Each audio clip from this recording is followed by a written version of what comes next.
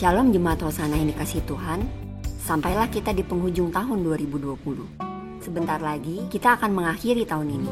Bagaimanakah kabar saudara? Saya percaya di dalam Tuhan senantiasa ada sukacita dan damai sejahtera yang melebihi segala akal. Bagi saudara yang pertama kali mengikuti ibadah online GBI Hosana, kami ucapkan selamat bergabung. Kiranya kita semua bisa semakin bertumbuh dalam pengenalan akan Tuhan yang benar. Kali ini bersama saya Paula dan saya Leni. Dalam beberapa menit ke depan, kami akan memberikan info seputar Gereja Hosana. Apakah saudara tahu tema bulan ini? Yes, Living in Holiness atau hidup di dalam kekudusan adalah tema di bulan Desember ini. Mari kita sama-sama mempertahankan hidup sesuai dengan kehendak Tuhan. Ada beberapa ibadah reguler setiap minggunya yang diadakan, yaitu ibadah Abi, Minggu jam 9 pagi. Kami ajak para orang tua agar tetap mendampingi anak-anaknya selama beribadah online. Ibadah Raya, Minggu jam 10 pagi. Ibadah Doa Rabu atau Wednesday Breakthrough, Rabu jam 7 malam. Ibadah WBI, Jumat jam 4 sore. Sedangkan ibadah Doa Sabtu diadakan secara offline di gereja, jam 8 sampai 9 pagi, dengan tetap mengikuti protokol kesehatan yang ada. Bagi jemaat yang rindu untuk bersekutu bersama, dapat ikut menghadiri ibadah tersebut.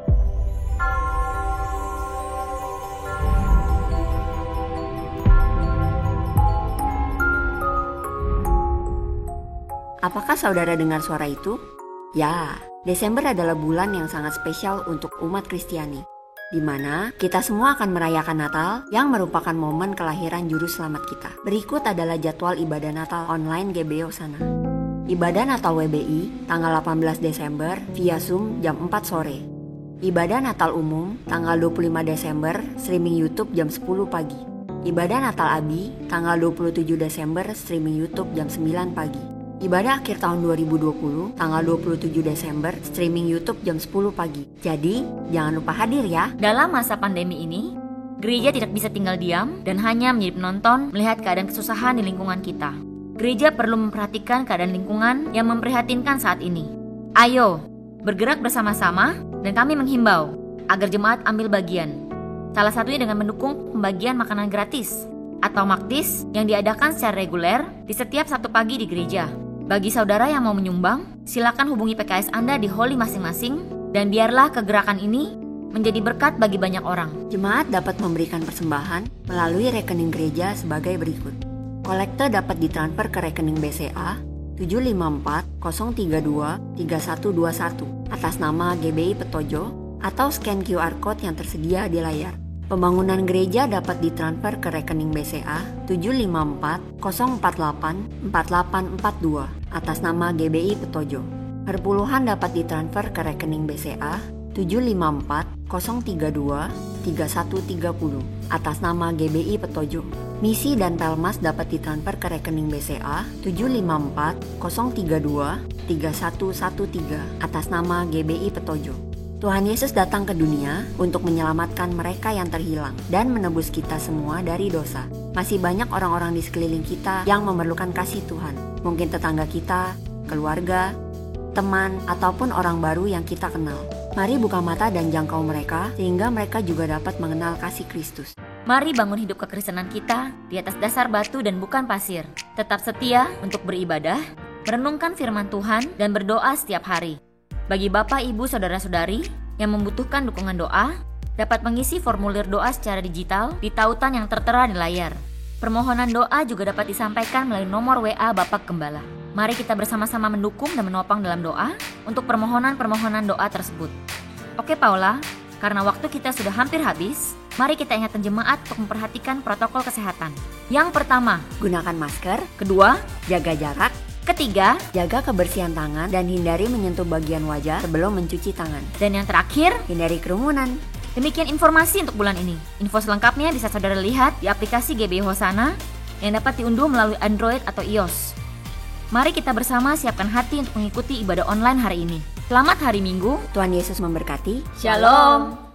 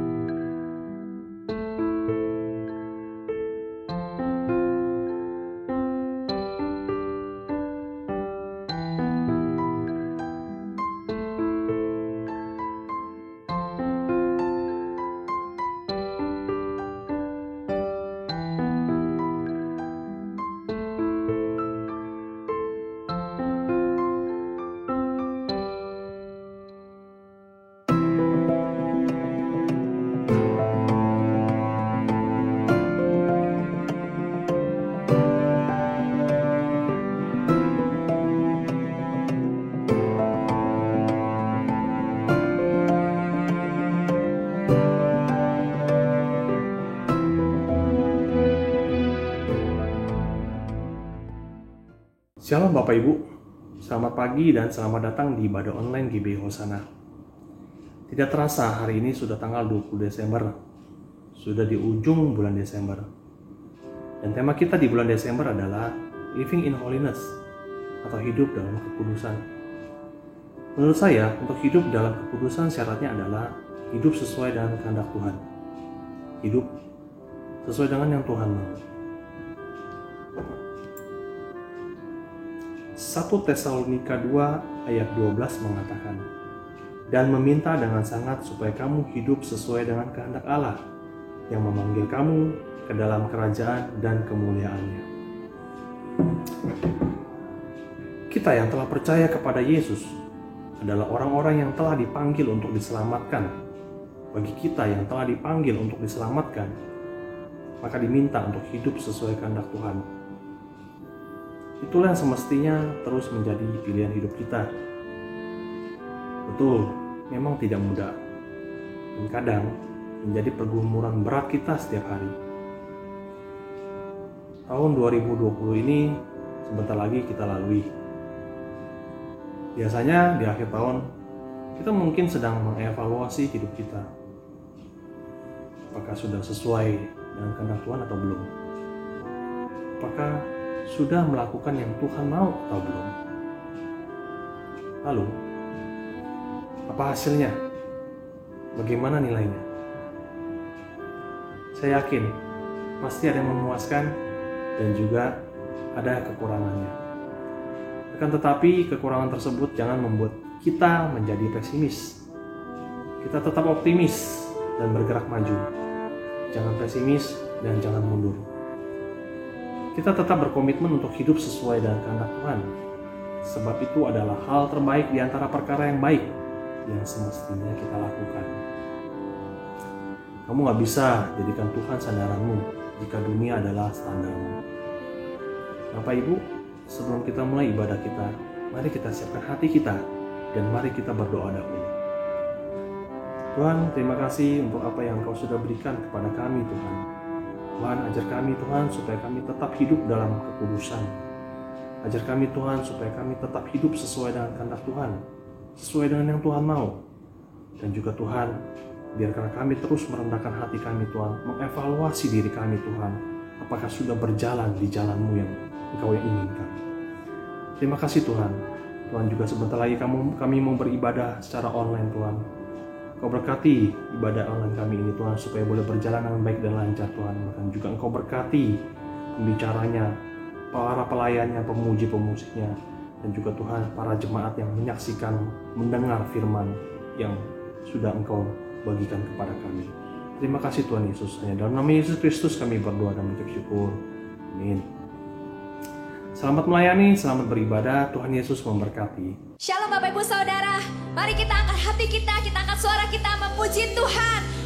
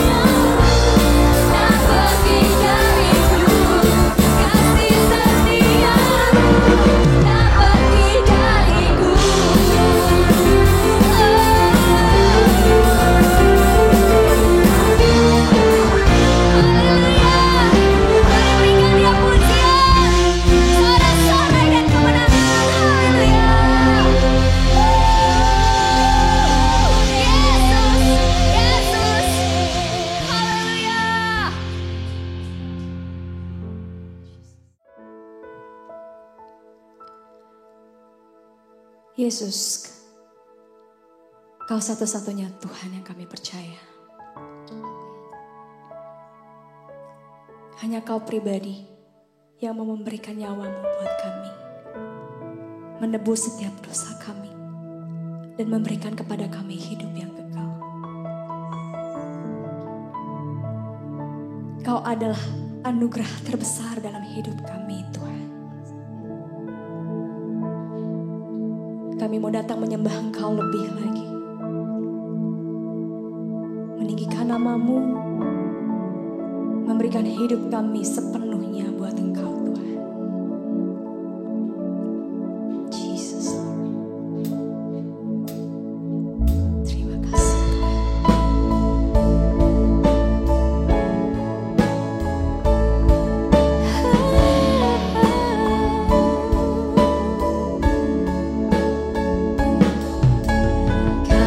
kasih-Mu tiada bertepi, hati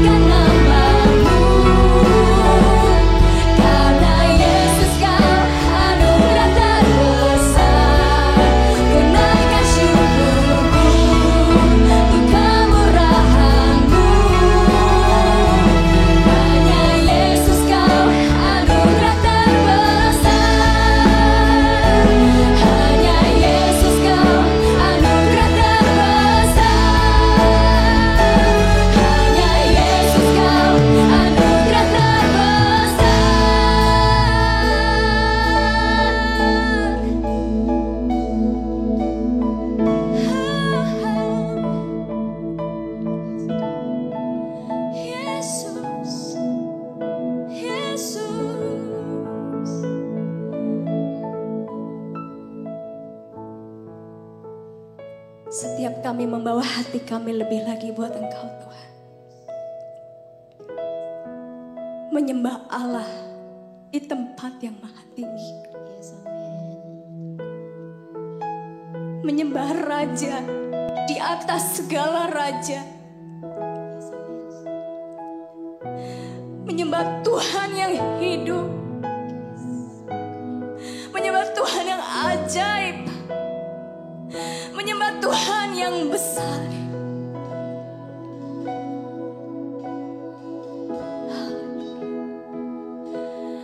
Oh, come let us adore Him. Oh, come let us adore Him. Oh, come let us adore Him. Praise the Lord. Oh, come let us adore Him. Oh, come let us adore Him. Oh, come let us adore Him. Praise the Lord.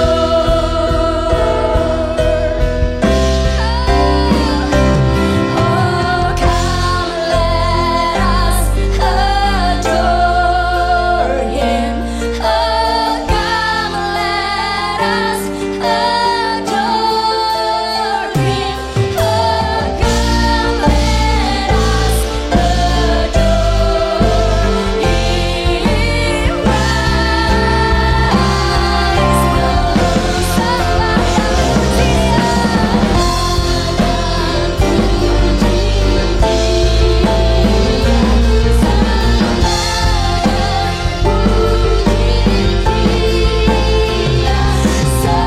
Sembah dan puji Dia,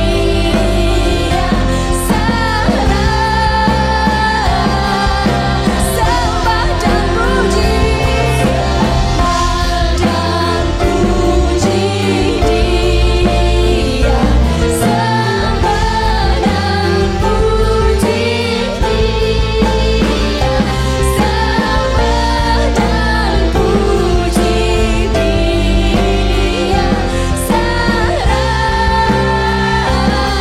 puji Dia, puji Dia, sembah dan puji Dia, sembah dan puji Dia, Sang Raja.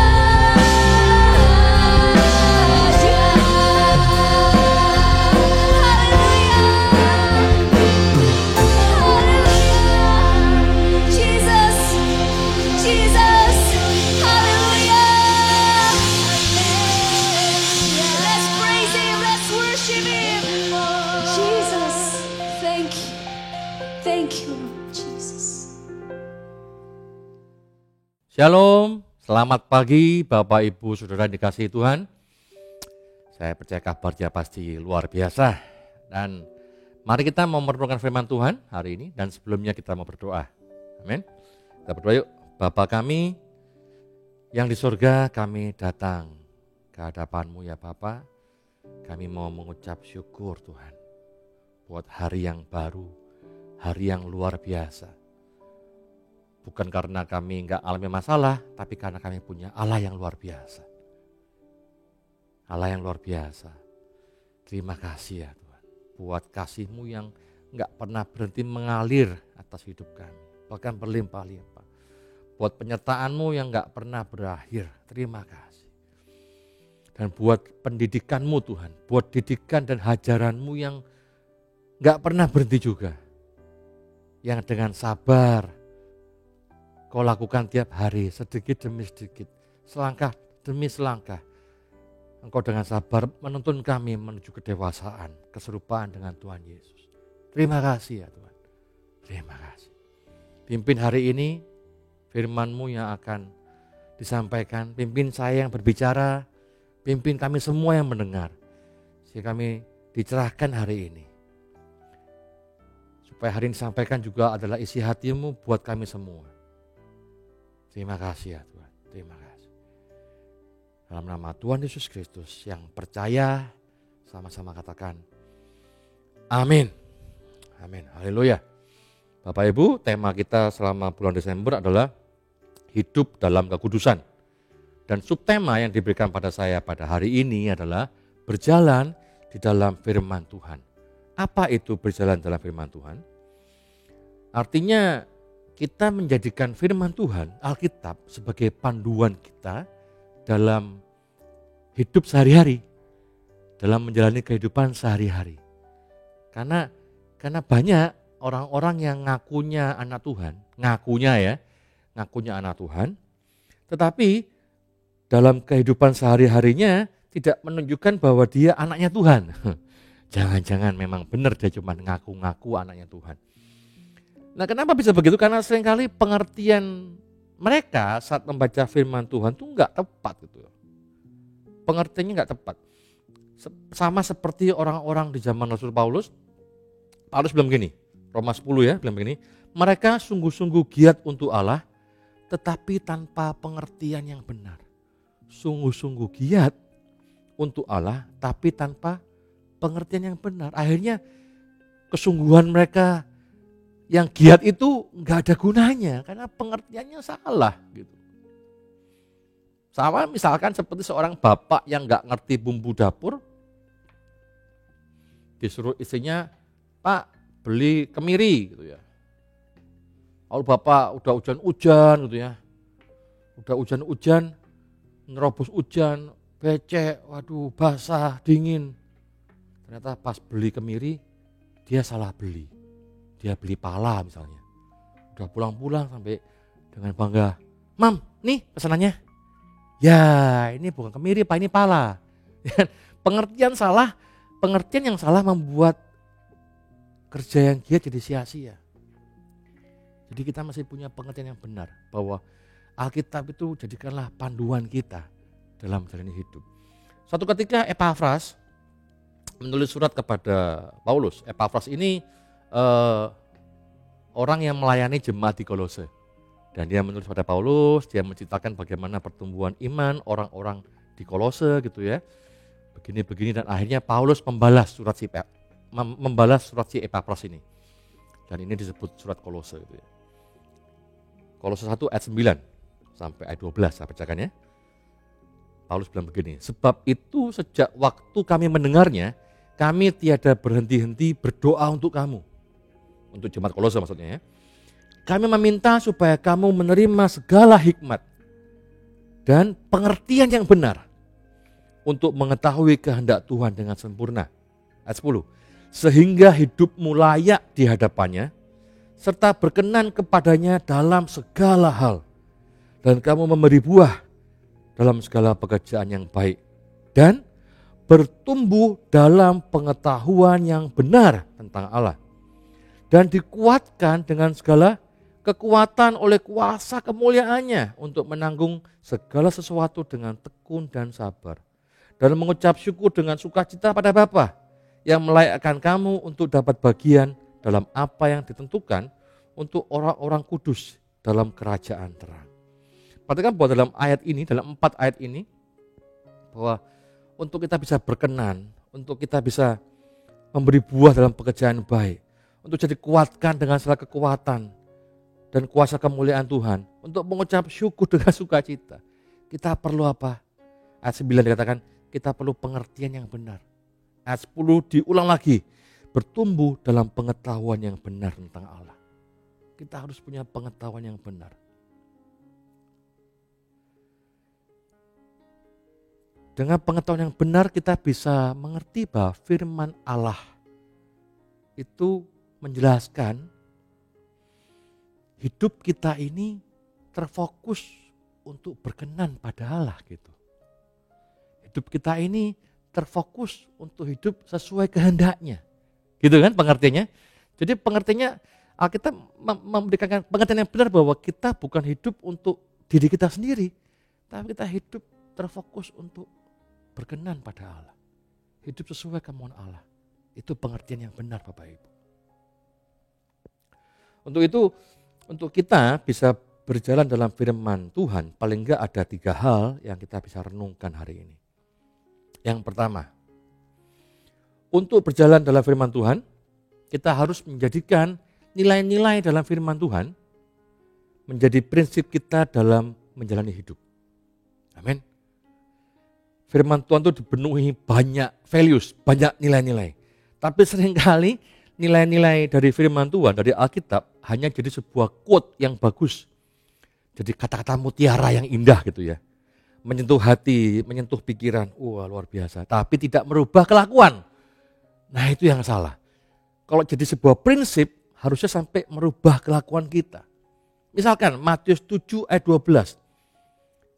Bunyi begini, segala sesuatu yang kamu kehendaki supaya orang perbuat kepadamu, perbuatlah demikian juga kepada mereka. Itulah isi seluruh hukum Taurat dan kitab para nabi. Keren Tuhan ya, Tuhan menyimpulkan isi seluruh hukum Taurat dan kitab para nabi dengan satu kalimat. Segala sesuatu yang kamu kehendaki supaya orang perbuat padamu, perbuatlah demikian juga pada mereka. Terjemahan yang lebih sederhana bilang begini, perlakukan orang lain seperti kamu ingin diperlakukan. Simpel kan? Perlakukan orang lain seperti kamu ingin diperlakukan. Sudahkah nilai ini kita praktekkan jadi panduan hidup? Perlakukan orang lain seperti kamu ingin diperlakukan.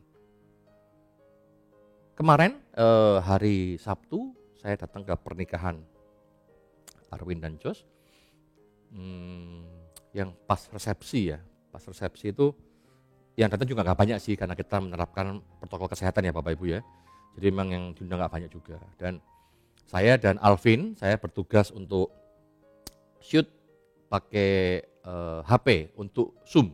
Karena ada beberapa orang, ada kakak dari Jocelyn yang gak bisa hadir, dia di luar negeri. Jadi untuk bisa ikut resepsinya kita pakai Zoom, kita moving gitu ya. Kita gantian, saya dan Alvin gantian. Waktu itu Alvin tugas, nah saya cuma berdiri di pojokan karena ya ada beda kerjaan ya. Ngapain ya duduk di pojokan itu, lihat-lihat. Dan memang saya kadang-kadang senang sih dalam sebuah keramaian saya bisa memperhatikan orang ini ngapain ya, orang itu ngapain ya. Nggak tahu sih, suka aja gitu ya.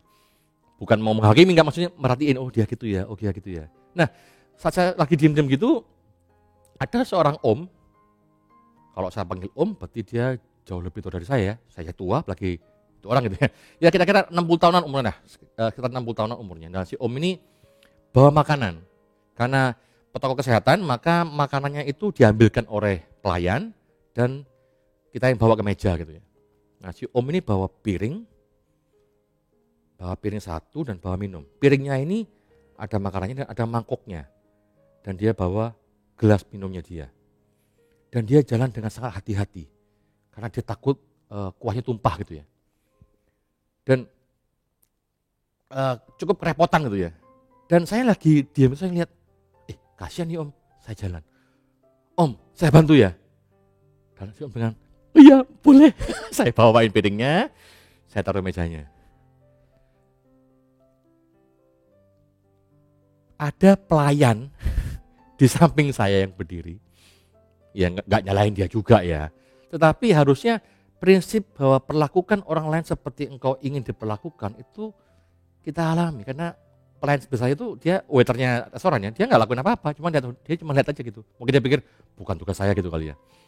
Tapi saya berpikir bahwa kalau saya jadi om-om itu, saya sudah setua beliau, sudah 60-an lebih, bawa piring isinya makanannya agak banyak dan bawa gelas dan saya kerepotan jalan, saya pasti berpikir, aduh kok gak ada yang mau nolongin ya. Seandainya ada yang nolongin pasti seneng banget. Betul gak sih?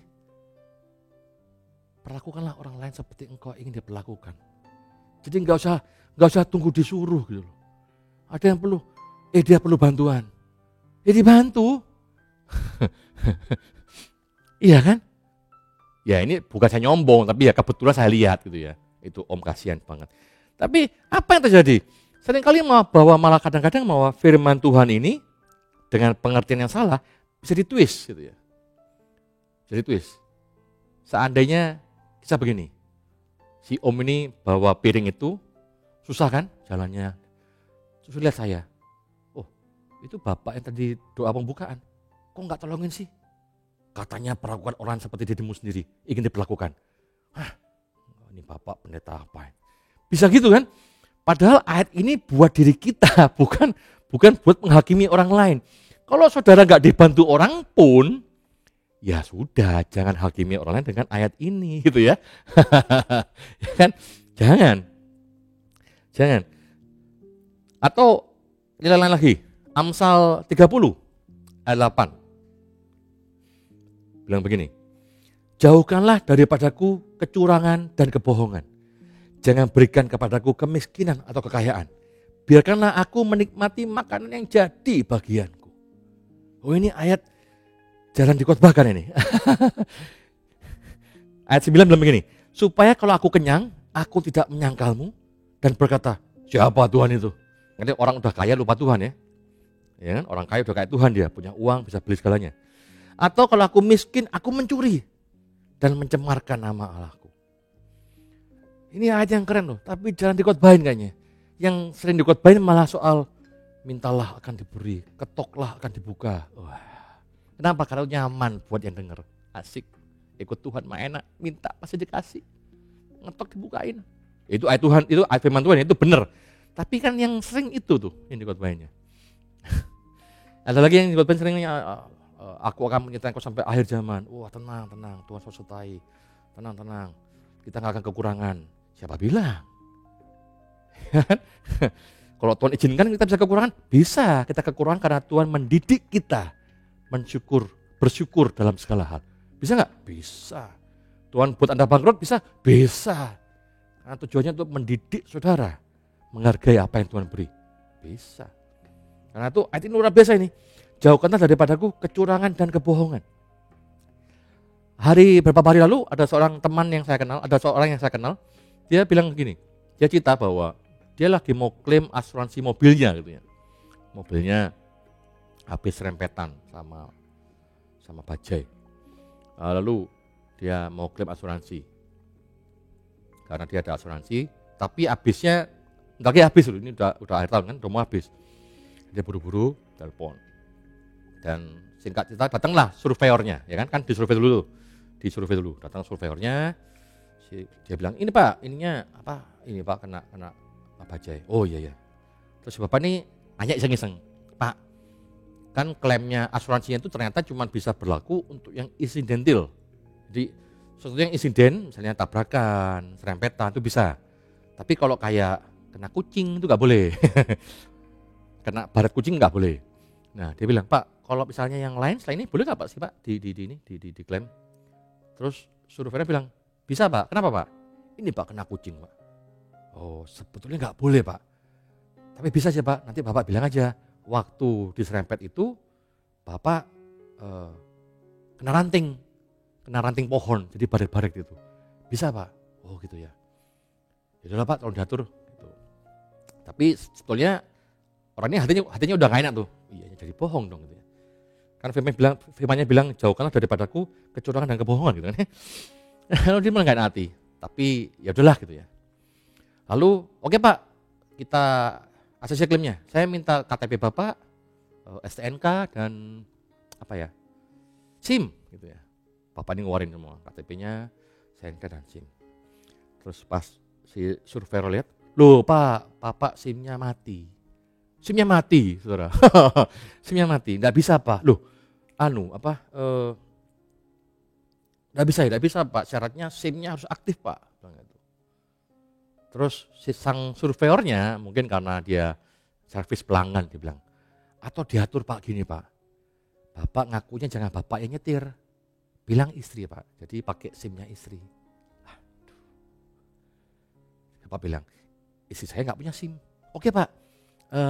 Bapak ada teman, bilang teman Bapak yang nyupir gitu, supaya di klaimnya bisa diklaim gitu ya. Lalu si bapaknya jadi tiba-tiba berpikir, kok jadi bohong banyak gitu ya, jadi berbuat curang. Yang tadi itu kena kucing dibilang kena dahan ya, Ini SIM-nya mati, suruh bohong lagi. Terus nih bapak jadi nggak enak hatinya, jadi nggak sejahtera. Dan dia bilang sama supirnya, Pak, udah nggak usah deh Pak, nggak usah klaim, nggak apa-apa. Nanti saya betulin sendiri aja, karena SIM saya memang mati Pak.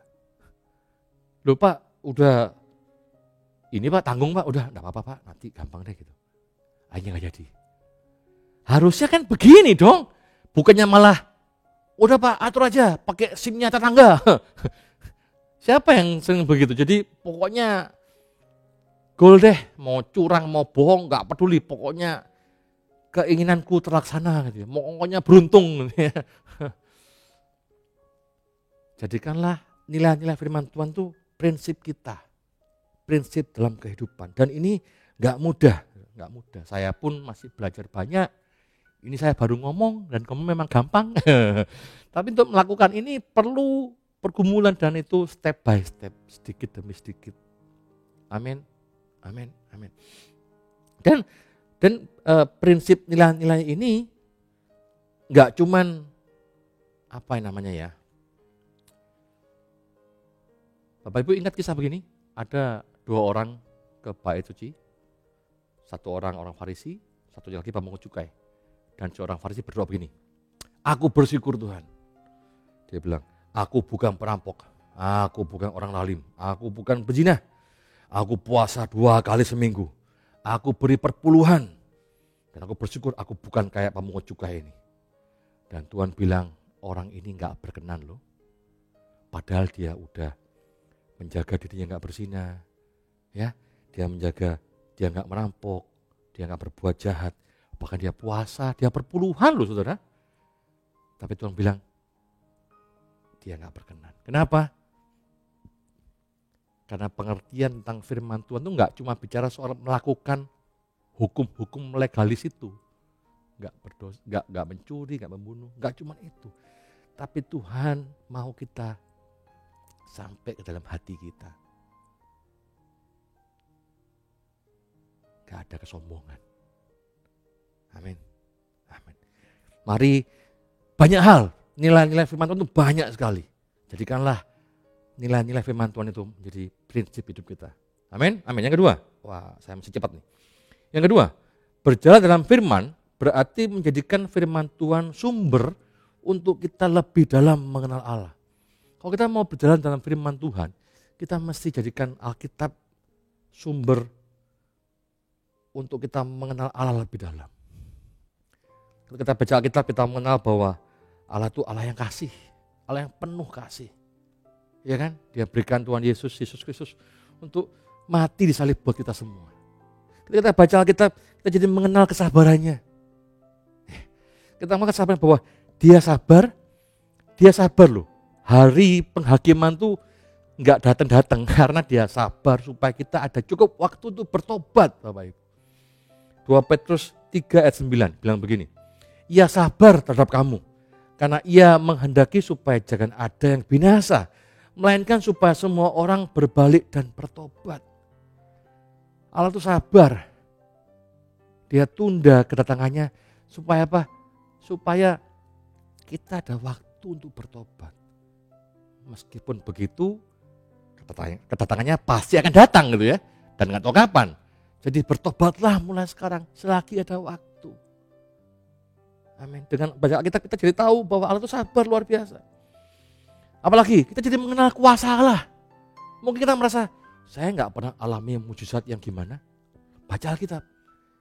Bahwa Allah itu penuh kuasa. Dia bisa membuat 5 roti dan 2 ikan, memberi makan ribuan orang.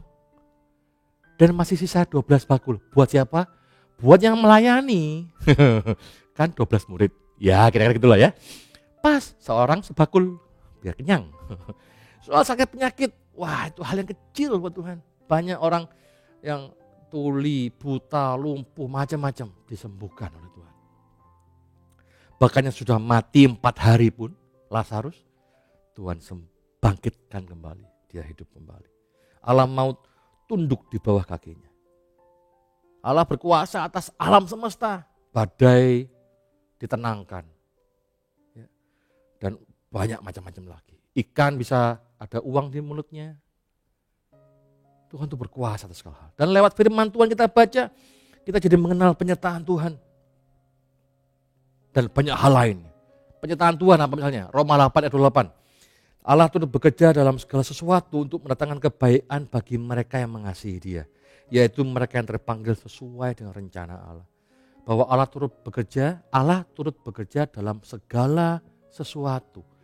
Segala sesuatu itu bisa berarti yang baik atau yang gak baik. Bisa baik atau buruk. Tapi dalam segala sesuatu itu Allah turut bekerja. Amin. Dan kalau hari ini engkau alami hal yang buruk, percayalah bahwa Allah turut bekerja. Amin. Amin. Yang ketiga, menyadari bahwa firman Tuhan itu mendewasakan kita. Jadi berjalan dalam firman Tuhan artinya hidup kita tuh didewasakan. Menjadi dewasa itu artinya punya pertimbangan sendiri yang baik. Menjadikan Alkitab panduan hidup kita itu sama dengan kita didewasakan lewat pengertian Alkitab. Kita merubah cara pandang kita, ya kan? Cara pandang kita, cara hidup kita lewat tadi yang pertama, prinsip-prinsip yang jangan curang, jangan bohong, ya kan? Saya jadi ingat bahwa ada seorang saya kenal, dia memang salah jalan di jalan raya dan dia mau ditilang oleh polisi. Mau ditilang. Jadi memang salah, dia tahu, iya saya salah, saya mau ditilang. Tapi si oknumnya ini, oknum polisi ya, ini oknum ya, saya nggak bilang semua polisi, oknum ini malah ngajak damai, udah damai aja, mungkin supaya dapat uang gitu ya, damai aja. Tapi dia bilang, enggak, saya salah, saya tilang aja. Ya, ini sebuah prinsip yang luar biasa dalam hidup, yang merubah cara pandang, cara hidup kita, betul gak sih? Dan firman Tuhan itu yang mendewasakan itu merubah pemikiran kita, jadi mengenal Allah, kuasanya, kasihnya. Kita jadi gak gampang kecewa pada Allah. Kita juga gak gampang kecewa sama orang lain. Kenapa? Karena kita tahu bahwa orang lain juga sedang bertumbuh. Orang lain juga sedang berusaha jadi baik. Seperti kita pun belum baik kan? Siapa yang bisa bilang bahwa, ngeklaim bahwa saya sudah baik Pak? Tidak ada. Semua kita sedang bertumbuh, berusaha jadi lebih baik hari demi hari. Jadi kalau ada orang lain yang gak baik sama saudara, jangan lama-lama kecewanya, jangan lama-lama sakit hatinya. Kenapa? Karena saudara pun belum tuh baik di mata orang itu. Fair dong, sama-sama gak baik. Ya kan? Firman Tuhan itu mendewasakan sampai merubah kelakuan kita. Ya, firman yang merubah kelakuan itulah yang namanya menjadikan dewasa. Jadi perubahan itu enggak cuma berhenti di pikiran dan di hati, tapi dalam perbuatan kita sehari-hari, kelakuan kita sehari-hari. Dengan firman Tuhan itu mendewasakan kita dapat mempunyai pertimbangan, memutuskan sendiri. Paulus bilang begini, 1 Korintus 10 ayat 15, aku berbicara kepadamu sebagai orang-orang yang bijaksana. Maksudnya Paulus bicara kepada kita ini, kepada para pendengarnya, sebagai orang-orang yang bijaksana. Paulus bilang begini, pertimbangkanlah sendiri apa yang aku katakan. Kalau orang itu dewasa, dia punya pertimbangan yang benar, punya hati nurani yang baik, dan dia bisa mempertimbangkan mana yang baik dan yang benar sesuai kehendak Allah. Sedangkan banyak orang Kristen jadi banyak terlalu bergantung pada pendetanya. Ya kan? Terlalu bergantung pada pendetanya. Pak pendeta, saya mau buka toko.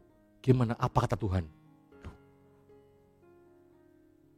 Kita hidup di perjanjian baru yang tentu beda dengan perjanjian lama. Perjanjian lama ada seorang mediator namanya nabi.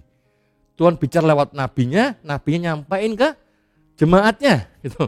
Tapi di perjanjian baru Tuhan bisa bicara sama kita. Tuhan mendewasakan kita supaya kita punya pertimbangan sendiri.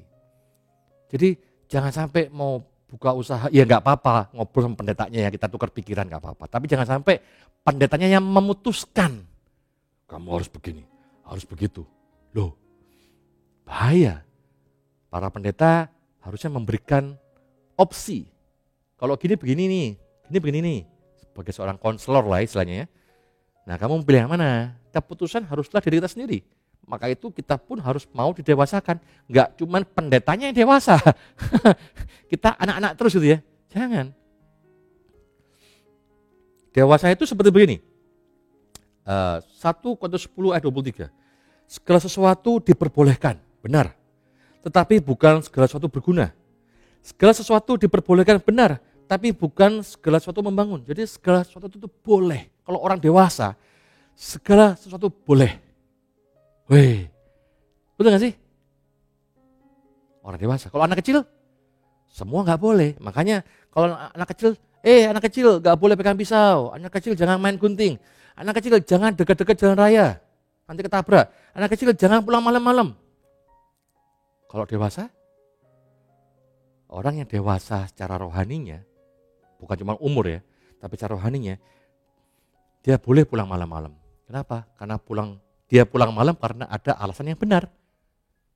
Paulus bilang kan, segala sesuatu boleh, diperbolehkan benar, tapi bukan segala sesuatu berguna. Segala sesuatu itu diperbolehkan benar, tapi bukan segala sesuatu itu membangun. Anak kecil gak boleh pegang pisau, orang dewasa boleh, karena pisaunya buat motong mangga, buat motong sayur. Orang dewasa, anak kecil gak boleh main ke jalan raya, orang dewasa boleh. Kenapa? Dia bisa mengatur bahwa supaya gak ketabrak gimana nyebrang jalannya. Orang dewasa beda.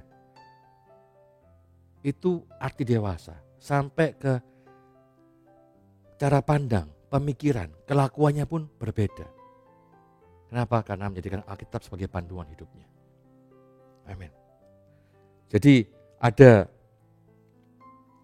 3 hal ini, kalau kita mau hidup dalam firman Tuhan, berjalan dalam terang Allah, kita dapat renungkan 3 hal ini. Yang pertama, jadikan firman Tuhan sebagai nilai-nilai yang jadi prinsip dalam hidup.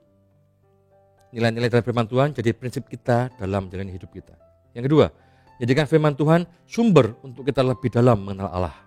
Yang ketiga, menyadari bahwa firman Tuhan itu mendewasakan kita. Mendewasakan, bukan menina-bobokkan kita atau bukan memanjakan kita. Karena seringkali firman Tuhan kita artikan sebagai memanjakan kita. Firman Tuhan membuat kita yang diingat cuma janjinya Tuhan. Janji engkau gak akan ditinggalkan. Janji engkau akan diberkati. Janji, pokoknya janji yang menguntungkan diri sendiri. Dalam arti yang gak baik. Padahal sebetulnya firman Tuhan itu untuk mendewasakan kita. Amin. Mari kita semua gak cuma jadi pembaca firman, tapi kita mau hidup dalam firman itu dengan melakukannya. Amin. Kiranya apa yang sampaikan hari ini menjadi berkat buat kita semua. Kita berdoa. Bapa, terima kasih buat firman-Mu yang sudah kami dengar. Biarlah firman ini Tuhan jadi berkat buat kami semua. Dan biarlah Tuhan Roh Kudus, Kau yang pimpin kami semua untuk bisa menjelaskan lebih lagi apa yang kami dengar hari ini. Supaya kami dapat berjalan dalam firman-Mu Tuhan. Dengan pengertian yang benar. Dan selalu bertumbuh dalam pengetahuan yang benar akan Tuhan sendiri. Terima kasih Bapak. Dalam nama Tuhan Yesus, sama-sama katakan amin. Saudara, sungguh luar biasa pagi hari ini kita telah diberkati dengan kebenaran firman Tuhan.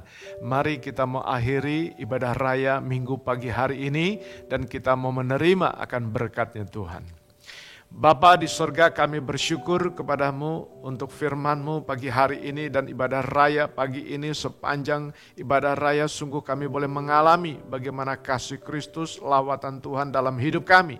Tuhan berkati setiap pelayan-pelayan-Mu. Tuhan berkati khususnya hamba-Mu yang menyampaikan kebenaran firman-Mu. Bapak Pendeta Pembantu Denny Budianto, kami percaya Tuhan akan terus menyertai kehidupannya, pelayanannya dengan urapan baru. Dan Engkau akan terus memenuhi setiap apa yang menjadi segala keperluan dan kebutuhan dalam keluarganya. Terima kasih Bapak, terima kasih. Engkau juga akan terus memberkati Tuhan setiap jemaat-Mu di tempat ini. Kami akan terus melihat bagaimana kekuatan yang dari Tuhan, kemampuan yang dari Tuhan. Untuk kami boleh menghadapi persoalan kami, ujian, cobaan kami bersama-sama dengan Engkau. Terima kasih Bapak, terima kasih. Sepanjang minggu hari ini kami akan terus menerima akan pimpinan dan penyertaan-Mu. Saudara-saudara terkasih di dalam Tuhan, biarlah saat ini kita boleh tetap terus tinggal di dalam pimpinan dan penyertaannya dan terimalah berkatnya. Tuhan memberkatimu dan Tuhan melindungimu. Tuhan menyinarimu dengan wajahnya dan memberi engkau kasih karunia. Tuhan menghadapkan wajahnya kepadamu dan memberi engkau damai sejahtera. Kasih karunia dari Allah Bapa di sorga dan damai sejahteranya. Di dalam nama Tuhan Yesus Kristus, dalam persekutuan kuasa Roh Kudus, menyertai saudara sekalian pagi hari ini sampai selama-lamanya. Tuhan Yesus memberkati. Kita yang percaya sama-sama berkata, amin.